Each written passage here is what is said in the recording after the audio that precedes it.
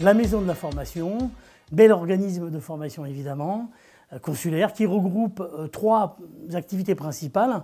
La formation continue avec Acif Entreprises, la formation liée aux demandeurs d'emploi avec Acif, et bien sûr une extension de la chambre de commerce avec le CFA et la partie apprentissage. Sur la partie CFA, sur la partie les deux Acif, on va dire que ça représente à peu près 6 à 7 millions d'euros de chiffre d'affaires. La partie formation continue, ça a été un souci, c'est toujours un souci. On est sur du moins 30%, voire un peu au-delà, parce que les entreprises aujourd'hui sont inquiètes, s'interrogent.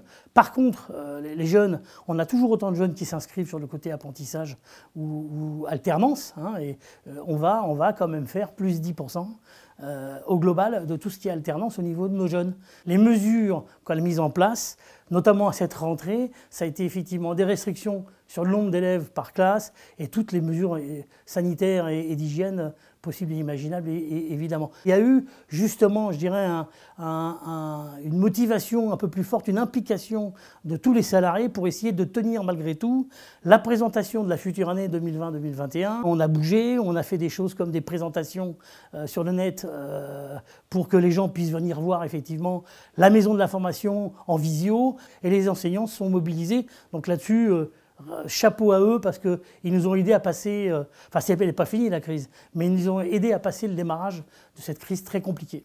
Un jeune qui est en alternance ou en apprentissage a besoin d'un parrain ou d'une marraine, en l'occurrence, d'une entreprise, et ça veut dire qu'on a réussi à faire les mariages contre toute attente parce qu'on avait quelques inquiétudes sur le sujet. Et là, en l'occurrence, il y a plus 10% sur le côté apprentissage et alternance avec les mariages qui vont en face. Je pense effectivement que l'apprentissage est un domaine qui va se développer, parce que nous ne l'aurons pas. Aujourd'hui, on a besoin d'avoir des jeunes formés, qui soient, non pas formatés, mais formés, qui soient dans l'apprentissage, parce qu'ils sont sur un côté pratique. Moi, je suis très confiant sur le développement de la partie formation, parce que de toute façon, c'est effectivement indispensable pour les entreprises. L'apprentissage, il est effectivement pour tout type de métier aujourd'hui. Ça va de l'industrie, en passant par la restauration, l'hôtellerie, mais ça va aussi sur tout ce qui est tertiaire. Je dirais tous les corps de métier et tous les types d'activités dans une entreprise sont concernés par l'apprentissage. C'est effectivement pas que le côté technique, pratico-pratique. Et je pense qu'il faut qu'on s'arme pour ça. Donc s'armer pour ça, ça veut dire aussi peut-être mutualiser nos moyens. On a 3 structures aujourd'hui, Acif Entreprises, le CFA, le service de la Chambre.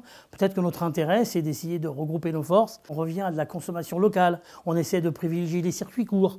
Peut-être que dans la même veine de réflexion, les gens se disent, finalement, si j'ai des gens qui sont formés, qui ont déjà une expérience dans une entreprise avec une alternance, un apprentissage, donc, ils seront peut-être plus performants. Donc, il faudra qu'on soit en capacité d'apporter des outils modernes. Et nous, l'objectif au niveau de la maison de la formation, c'est qu'on puisse toiletter tout ça et repartir, je dirais, avec les nouveaux bons outils qui permettront de rendre l'apprentissage attractif.